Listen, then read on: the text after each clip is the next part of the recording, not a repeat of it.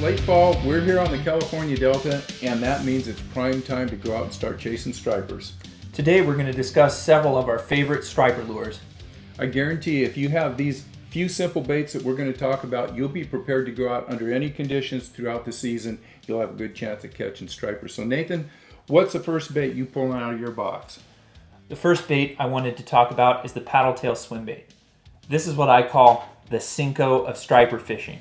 These things are very effective and they seem to work all the time, pretty much everywhere in almost any condition. If I'm having a tough time getting bit, I'm putting on a swim bait and I'm sticking with it. It's by far my number one striper bait. I fish baits that are 4 to 6 inches in length, and I use heads that are 1/4 to 1/2 ounce, and I stick to baitfish patterns. White and chartreuse is a really good one. All white or a pearl is another one of my favorites, and I just keep it simple, really. I like fishing those paddletail swim baits also. If I'm having trouble getting bit on those when there's bait fish in the area, I'll pick up a jerk bait. It's a little more sporadic action.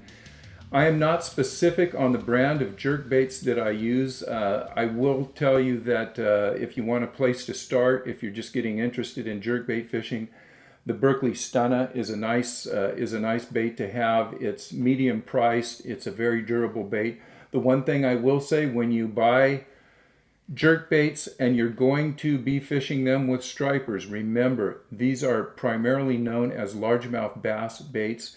The hooks on them can be pretty light, so the first thing you want to do with any brand you buy is probably replace the split rings and upgrade to a 2 or 3x heavy hook.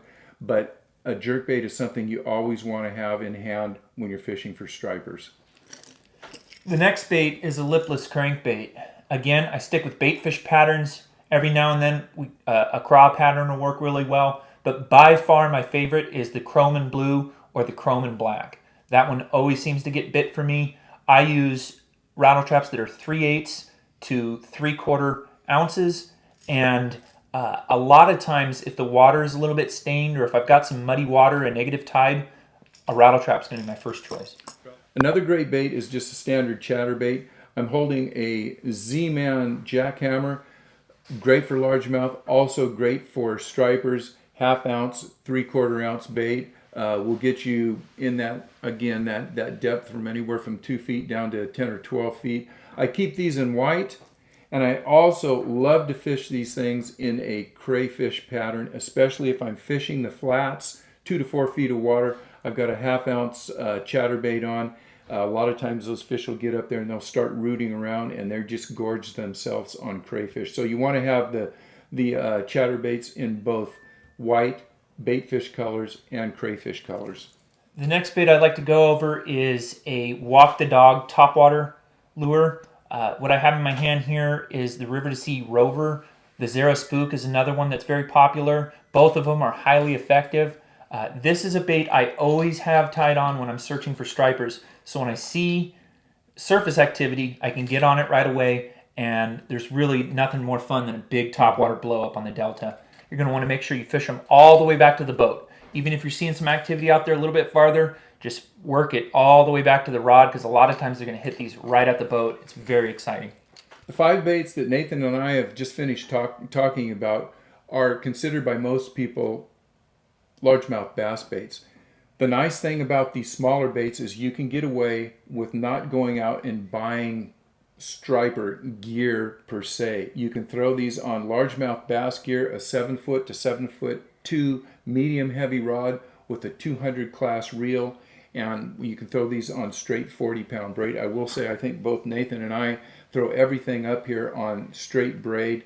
You may want to put on a 2 to 4 foot leader of 17 to 20 pound test, depending on the style of fishing and where you may be fishing. So these first 5 baits are smaller baits generally associated with largemouth bass.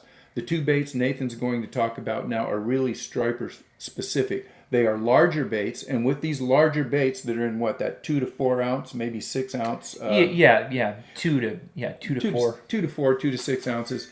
You're going to want a dedicated rod for these, kind of what you would throw a big swim bait with, 7'6" to 8 feet in length, maybe a class 300 reel, and with these bigger baits, I would go strictly with 65-pound braid. So Nathan, talk about these last two baits and then we'll finish this up. When I'm targeting large stripers in the Delta, I keep my bait selection very simple. I like large glide baits that are 7 to 10 inches. This is an S-Waver 200 by River to Sea. It's one of my absolute favorites and it always seems to get results. The glide bait is the easiest way to find a large striper on the Delta. This is the one that I put the most time in and I get the most consistent results with as far as the big fish. The other bait that I like to throw when I'm targeting the larger fish is a big walk the dog topwater.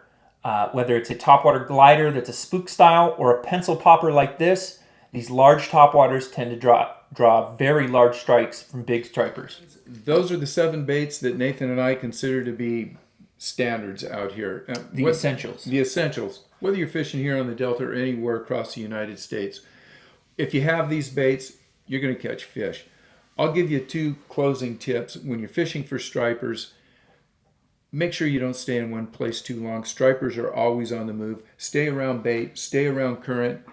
Make sure you're sticking and moving. And when you're fishing these baits, make sure you fish them at a high rate of speed. Most of the time when these stripers are on, they're going to chase down whatever it is you're throwing and they're going to attack it.